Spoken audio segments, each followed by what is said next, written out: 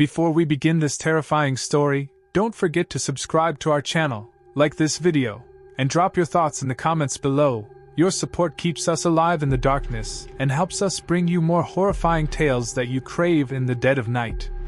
Now let's dive deep into tonight's nightmare.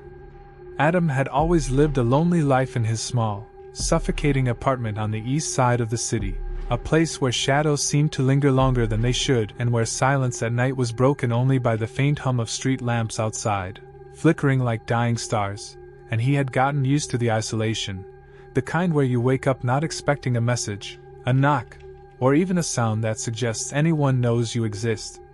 But on that night, 2:37 a.m. to be exact, the silence was shattered by a noise that didn't belong, a sound so sharp and chilling it sliced through his half-asleep state like a blade dipped in ice.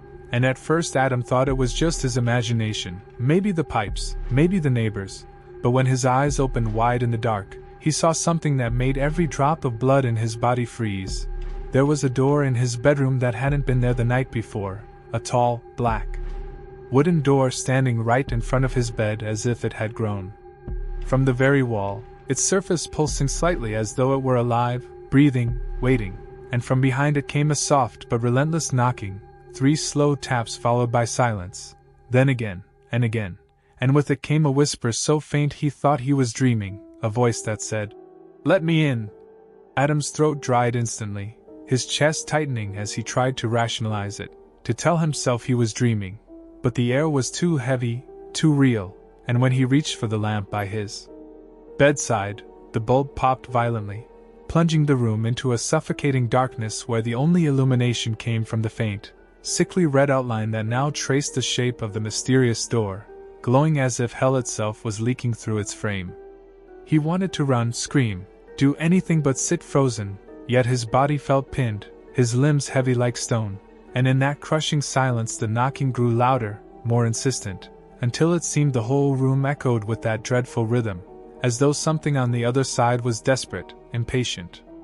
Gathering whatever strength he could muster, Adam forced himself off the bed, his bare feet cold against the wooden floor, every step toward the door making his heart beat like a war drum, his breath shallow, his palms trembling as sweat dripped down his temples. And when he finally reached for the knob, his mind screamed at him not to, every instinct clawing at him to run, to hide, to do anything else, but curiosity. That fatal human curse pushed him forward, and as his fingers wrapped around the icy, iron knob, a surge of cold ran through his body, like death itself had touched him.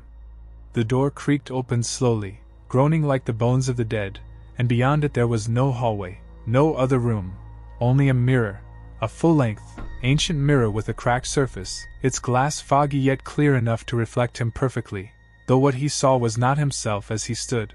His reflection smiled, lips curling into a sinister grin, even though Adam's face remained pale and expressionless. His reflection's eyes burned with a hunger, its body leaning forward, its grin widening unnaturally, and then, without hesitation, it stepped out of the mirror, into Adam's room, its footsteps echoing like thunder even though the floor remained untouched, and Adam stumbled backward, his voice caught in his throat, unable to scream, as he watched his other self crawl out of the mirror as though the glass were water, dripping with darkness. The last thing Adam heard before the entire world swallowed itself into black was his own voice whispering. But it wasn't his, it came from the reflection now standing before him, a perfect copy yet twisted, corrupted, hollow, whispering with venom. "You shouldn't have opened it." The next morning, the neighbors found Adam's apartment eerily silent, the front door unlocked, the bed unmade. But Adam was gone, completely vanished without a trace of struggle or escape, and yet when they stepped into the bedroom, there it was, the black door, closed tightly, pulsing faintly, as though it waited for the next curious soul to dare touch its handle. Rumors spread quickly across the building, whispers of people hearing knocks at ungodly hours, shadows moving through locked doors, and every tenant who stayed long enough claimed that once, just once, they saw Adam's face staring from behind the window at night, smiling that same terrible grin. Some say he's trapped inside, screaming for help but unheard. Others believe he became whatever lives beyond that door. And the unlucky few who claimed to have entered that room after midnight? Well, they were never seen again.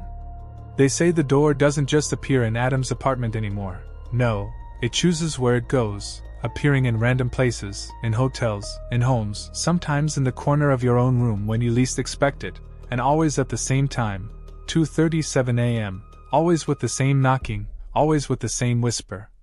"Let me in."